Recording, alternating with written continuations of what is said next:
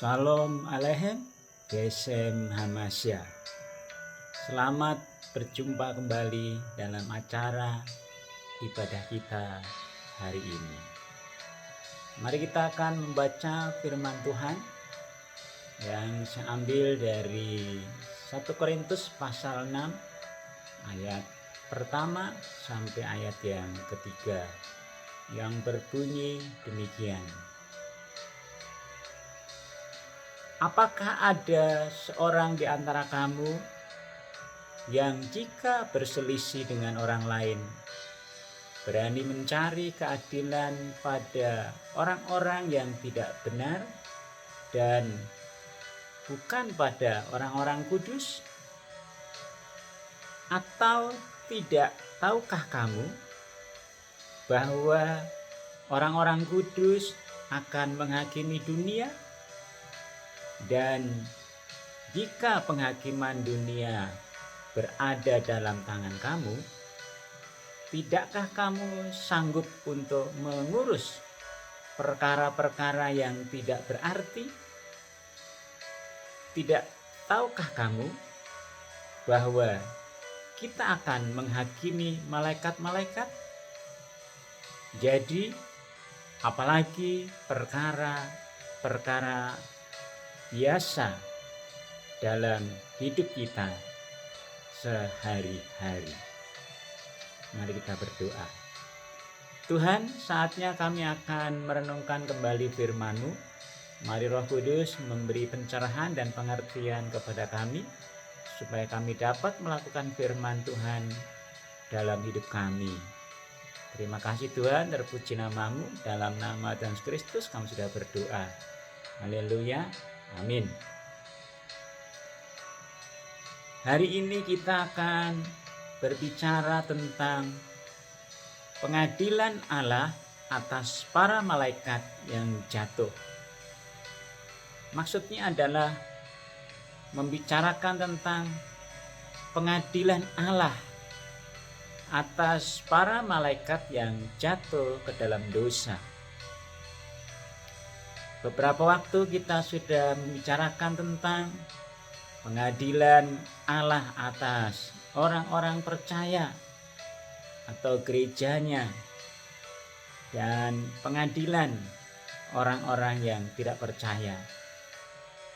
Kita juga sudah berbicara tentang pengadilan Allah atas bangsa Israel dan juga pengadilan Allah atas bangsa-bangsa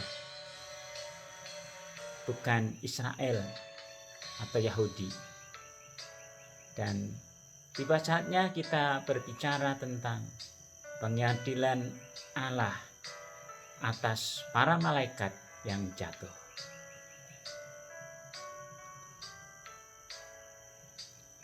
Siapakah para malaikat yang jatuh itu? Mari kita akan melihat bahwa malaikat yang jatuh itu dijelaskan di dalam kitab Yesaya pasal 14 ayat yang ke-12 sampai ke-17, tetapi juga di dalam kitab Yeskiel pasal 28 ayat 12 sampai 19. Namun saya akan membacakan ayat yang ke-12b saja sampai ayat yang ke-16 yang berbunyi demikian. Beginilah firman Tuhan Allah. Gambar dari kesempurnaan Engkau, penuh hikmat dan maha indah. Engkau di Taman Eden, yaitu taman Allah, penuh segala batu permata yang berharga, yaspis merah, krisolit, dan yaspis hijau, permata pirus, krisopras dan nefrit, lasurit, batu merah, dan malakit. Tempat tatahannya diperbuat dari emas dan disediakan pada hari penciptaanmu. Kuberikan tempatmu dekat kerub yang berjaga. Di gunung kudus Allah engkau berada dan berjalan-jalan di tengah batu yang bercahaya-cahaya. Engkau tak bercela di dalam tingkah lakumu sejak hari penciptaanmu sampai terdapat kecurangan padamu.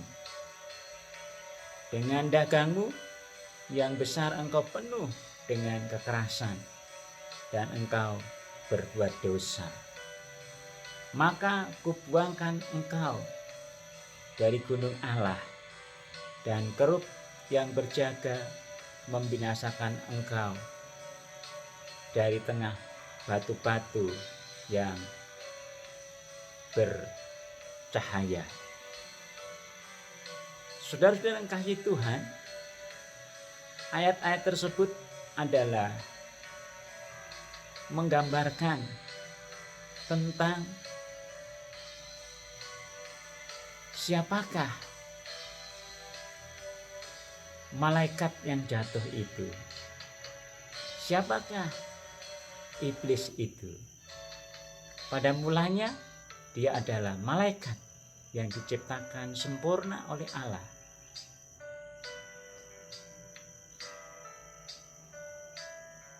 Dan sampai tiba pada hari kecurangan yang ada pada dia, saat itulah dia berdosa kepada Tuhan. Oleh karena dalam kitab Yesaya pasal 14 menjelaskan bahwa dia ingin menyamai Allah yang Maha Tinggi, menggambarkan tentang kesombongannya. Itu sebabnya dia diikuti oleh malaikat-malaikat yang lain yang memberontak melawan Tuhan Allah, dan Tuhan membuang dari tempatnya yang kudus. Maka malaikat yang jatuh itulah menjadi iblis dan setan-setan, karena iblis mempengaruhi. Dalam kitab Wahyu digambarkan sepertiga dari para malaikat yang ada. Saudara-saudara yang kasih Tuhan, itu sebabnya hari ini kita akan membicarakan tentang pengadilan Allah atas para malaikat yang jatuh. Dalam kitab 1 Korintus pasal 6 ayat 1-3, Rasul Paulus memberikan dorongan kepada jemaat di Korintus untuk dapat mengatasi persoalan yang ada di antara orang-orang kudus, bahwa kalau ada persoalan dan masalah harus diselesaikan secara intern, secara internal di antara orang kudus atau orang percaya. Karena apa? Karena dikatakan bahwa orang-orang kudus akan menghakimi dunia. Bahkan ditegaskan di dalam ayat yang ketiga, tidak tahukah kamu bahwa kita akan menghakimi malaikat-malaikat? Jadi Rasul Paulus menekankan bahwa orang-orang kudus atau gereja Tuhan, orang percaya yang telah lahir baru terima Yesus sebagai Tuhan dan Juru Selamatnya, maka pada waktunya bersama dengan Yesus Kristus akan memerintah menghakimi dunia, yaitu orang-orang yang tidak percaya, tetapi juga menghakimi malaikat-malaikat. Kapan waktu penghakiman bagi para malaikat yang jatuh?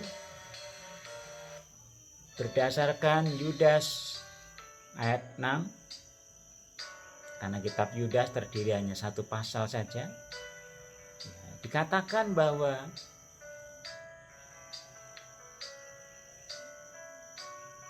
para malaikat yang tidak taat kepada Allah,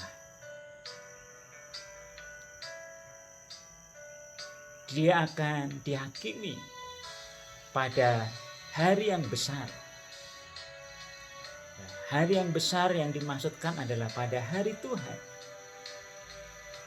Jikalau hal itu dihubungkan dengan kitab Wahyu pasal 20 ayat 10, maka hari yang besar itu menunjuk satu masa sesudah kerajaan 1000 tahun. Tetapi sebelum pengadilan tahta putih besar atau pengadilan orang-orang yang tidak percaya. Itulah waktu penghakimannya. Sekali lagi, waktu penghakimannya menunjuk masa sesudah kerajaan 1000 tahun, tetapi sebelum pengadilan tahta putih yang besar. Itu pengadilan orang-orang yang tidak percaya kepada Yesus Kristus.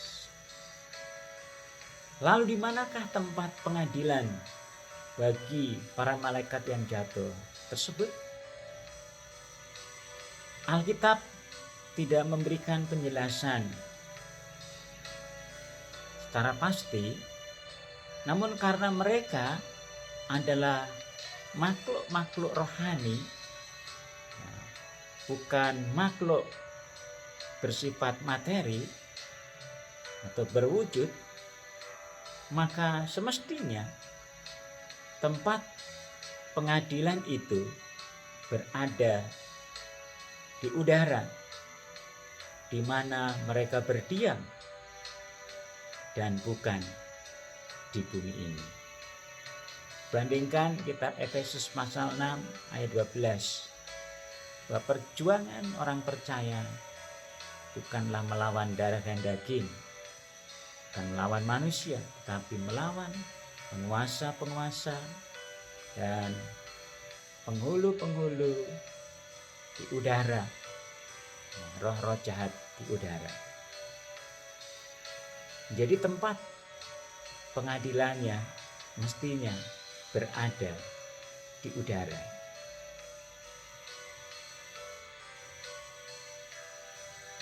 Lalu siapakah yang menjadi hakim untuk mengadili para malaikat ini? Dari pembacaan kita dalam kitab 1 Korintus pasal 6 ayat yang ketiga tadi, maka kita mendapati bahwa yang menghakimi adalah tentu saja Yesus Kristus sebagai Raja di atas segala raja, tetapi juga sebagai Tuhan, sekaligus sebagai Hakim yang adil. Tentu bersama dengan orang-orang percaya. Karena firman Tuhan mengatakan bahwa orang-orang percaya akan turut memerintah bersama Yesus Kristus. Dan itu berarti turut menghakimi atau mengadili para malaikat yang jatuh. Karena dalam 1 Korintus pasal 6 ayat 2 tadi, Rasul Paulus menegaskan bahwa orang percaya juga menghakimi orang-orang di dunia atau orang-orang yang tidak percaya pada Yesus Kristus.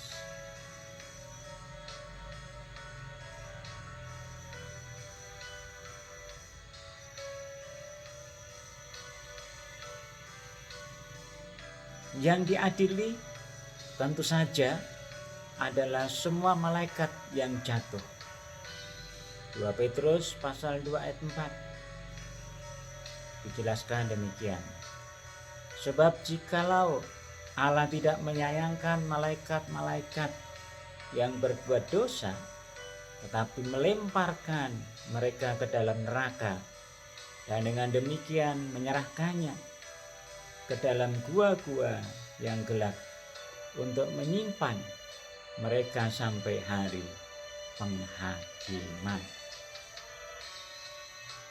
Jadi begitu jelas bahwa yang diadili tentu saja adalah semua malaikat yang telah jatuh ke dalam dosa, yang memberontak pada Allah bersama-sama dengan iblis atau Lucifer atau Satan itu. Saudara yang kasih Tuhan, lalu apa dasar daripada pengadilannya? Jelas dari 2 Petrus pasal 2 ayat 4 tadi disebutkan bahwa malaikat-malaikat yang berbuat dosa, dasarnya adalah dosa yang mereka lakukan karena mereka mengikuti iblis atau Satan atau Lucifer yang memberontak terhadap Allah.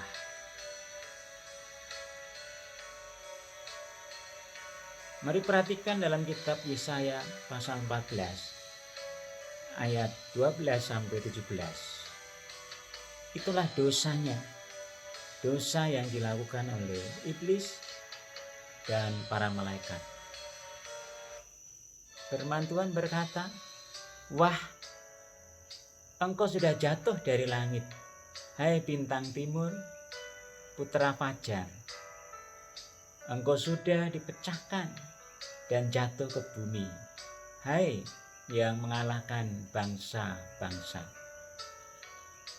Engkau yang tadinya berkata dalam hatimu, aku hendak naik ke langit, aku hendak mendirikan tahtaku mengatasi bintang-bintang Allah, dan aku hendak duduk di atas bukit pertemuan jauh di sebelah utara. Aku hendak naik mengatasi ketinggian awan-awan, hendak menyamai yang maha tinggi. Sebaliknya, ke dalam dunia orang mati engkau diturunkan ke tempat yang paling dalam di liang kubur. Orang-orang yang melihat engkau akan memperhatikan dan mengamat-amati engkau. Katanya, inikah dia yang telah membuat bumi gemetar dan yang telah membuat kerajaan-kerajaan goncang, yang telah membuat dunia seperti padang gurun dan menghancurkan kota-kotanya, yang tidak melepaskan orang-orangnya yang terkurung pulang ke rumah."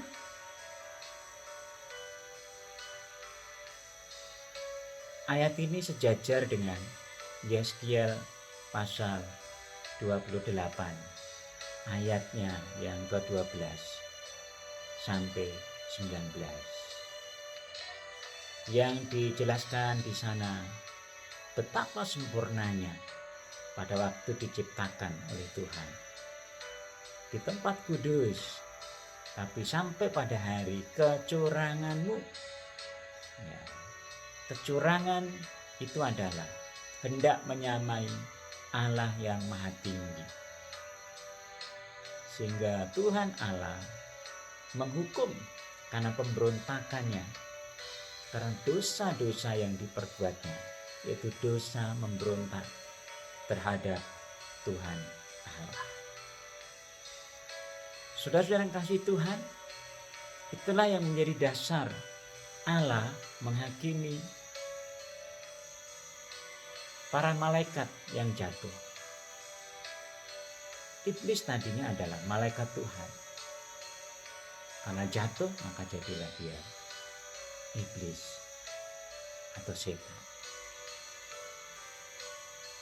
Saudara-saudara yang kasih Tuhan,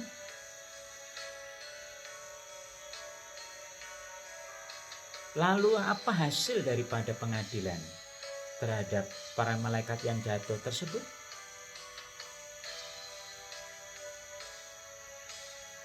Tentu saja berdasarkan Wahyu pasal 20 ayat 10, hasil daripada pengadilan Allah atas para malaikat yang jatuh adalah membuang semua mereka ke dalam lautan api selama-lamanya. Firman Tuhan berkata, dan iblis yang menyesatkan mereka dilemparkan ke dalam lautan api dan belerang, yaitu tempat binatang dan nabi palsu itu, dan mereka disiksa siang malam sampai selama-lamanya. Maka tentu saja yang dihukum bukan saja iblis, tetapi juga para malaikat yang ikut memberontak terhadap Tuhan. Semua dibuang ke dalam lautan api yang siang malam menyala-nyala selama-lamanya. Saudara-saudara yang kasih Tuhan, mengapa orang Kristen perlu mengerti hal ini? Berdasarkan apa yang disampaikan oleh Rasul Paulus, tidak tahukah kamu bahwa kamu akan menghakimi malaikat-malaikat? Maka Rasul Paulus memberi dorongan kepada jemaat di Korintus untuk mengerti, sama halnya dengan kita orang Kristen hari ini, supaya mengerti betapa berharga dan bernilainya panggilan menjadi pengikut Kristus yang sejati. Karena tidak lagi berbicara tentang soal masuk surga, karena itu sudah pasti dijamin oleh Yesus Kristus, oleh karena anugerah dan kematiannya memberikan keselamatan kepada kita. Tapi bahwa kita dalam panggilan menjadi pengikut Kristus juga diberi kesempatan yang luar biasa untuk turut memerintah bersama Kristus, bahkan turut menghakimi dunia. Maksudnya orang-orang yang tidak percaya Yesus Kristus, juga menghakimi para malaikat yang jatuh. Karena itu, jangan remehkan panggilan saudara dan saya untuk melayani Tuhan pada saat ini. Bahkan itu merupakan kesempatan untuk kita melatih diri dan mempersiapkan bagaimana nanti kita melayani Kristus dan turut memerintah di dalam kerajaan-Nya. Panggilan yang luar biasa. Kiranya Tuhan Yesus Kristus memberkati. Amin.